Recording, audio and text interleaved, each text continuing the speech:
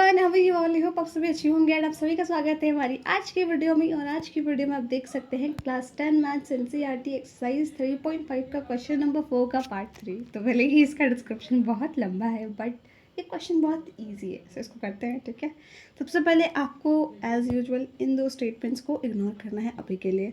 पहले इस स्टेटमेंट को पढ़ना है बिकॉज ये क्वेश्चन का पार्ट है। आप चाहो तो अपनी बुक से भी क्वेश्चन पढ़ सकते हो। क्या लिखा हुआ है कि Yash scored 40 marks in a test getting 3 marks for each correct या right answer and losing 1 mark for each wrong answer. तो अब हमने इतना स्टेटमेंट तो पढ़ लिया, अब कुछ चीज़ें आपको क्लियर हो जानी चाहिए। अगर इसके आगे का स्टेटमेंट भी आपको पढ़ना है, यानी एक और स्टेटमेंट दिया हुआ है तो इसको भी पढ़ लेना है। दैट इज कि had 4 marks been awarded for each correct answer and 2 marks been deducted for each incorrect answer then Yash would have scored 50 marks. ठीक है, अब हमने इतना स्टेटमेंट पढ़ लिया है।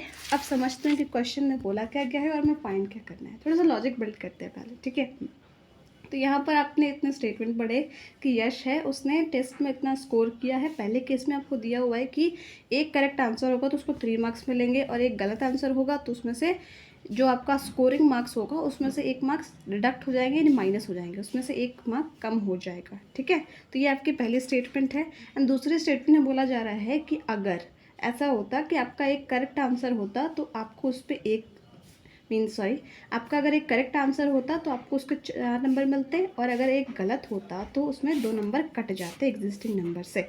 ठीक है, मतलब मान लीजिए आपके जितने भी करेक्ट हुए होंगे तो हर करेक्ट पर आपको 4 नंबर मिलेंगे और अगर उसी बीच आपका कोई क्वेश्चन गलत हो गया तो जितने आपके अभी तक नंबर आ रहे थे करेक्ट होने से उसी में से आपके मान लो पहले केस में अगर एक गलत हुआ है तो उसमें से 2 माइनस हो जाएगा।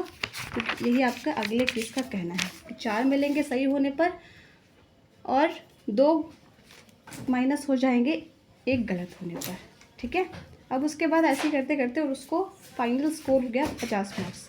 यानी 2 केसेस दिए हुए हैं। पहले केस में आपको एक करेक्ट आंसर पे 3 मार्क्स मिलते हैं और गलत करने पर 1 मार्क्स कट हो जाता है। और दूसरे केस में आपको दिया हुआ है कि अगर एक करेक्ट करते हो आप तो आपको 4 मार्क्स मिलेंगे और 2 मार्क्स डिडक्ट हो जाएंगे और उससे आपकी मार्क्स कुछ 50 आएंगे और पिछले केस में आपके पास 40 आई थी। ठीक है, तो कुछ ऐसे ऐसे कंडीशंस हैं। आपको क्वेश्चन में फाइंड करना है कि आपके कितने सही आंसर हुए और कितने गलत आंसर हुए। तो अगेन हम लोग 2 वेरिएबल मान लेंगे। जितने भी सही नंबर ऑफ़ क्वेश्चन होंगे यानी राइट नंबर ऑफ़ क्वेश्चन होंगे उसको आप x मान लो, रॉन्ग होंगे उसको y मान लो। इस कंडीशन को अगर हम लोग मैथमेटिकल फॉर्म में लिखें तो कैसे लिखेंगे? हमने x माना है राइट को, तो यहाँ पर 3 मार्क्स मिल रहे हैं राइट में, यानी जितने नंबर ऑफ़ राइट आंसर्स होंगे उससे आप 3 मल्टीप्लाई कर दोगे ना, बिकॉज आपका एक करेक्ट होने पर 3 मिलेगा। तो जितने भी आपके करेक्ट होंगे उस नंबर से आप 3 को मल्टीप्लाई कर दोगे तो जितने कितने करेक्ट होंगे यहाँ पर x, अपने x माना है करेक्ट आंसर्स को, तो उससे 3 से आप x को मल्टीप्लाई कर दोगे। अब आपका एग्जिस्टिंग मार्क्स से ही माइनस होगा जितने आपका मार्क्स कटना चाहिए किसी क्वेश्चन के गलत होने पर। तो यहाँ पे 3x हो गया आपका एग्जिस्टिंग मार्क्स, यानी इतने आपके आएंगे अगर आपके क्वेश्चंस करेक्ट हुए तो। अब उसमें से अगर आपका कुछ गलत हो गया तो माइनस हो जाएगा क्या?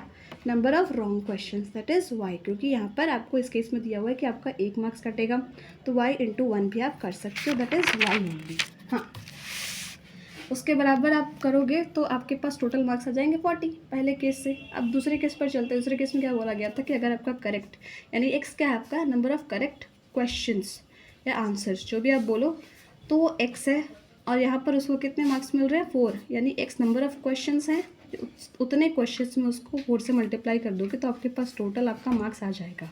लेकिन एक और चीज़ भी है कि अगर आप गलत करोगे तो आपके जितने भी रॉन्ग क्वेश्चंस होंगे उससे आप 2 मल्टीप्लाई करोगे, वो आपके एग्जिस्टिंग मार्क्स से माइनस हो जाएगा और आपका स्कोर बन जाएगा 50 आया है। ठीक है, तो यहाँ पर आप फिर कॉमन निकालोगे, एक सिंप्लीफाई करोगे इस इक्वेशन को, अब उसके बाद सॉल्व करोगे।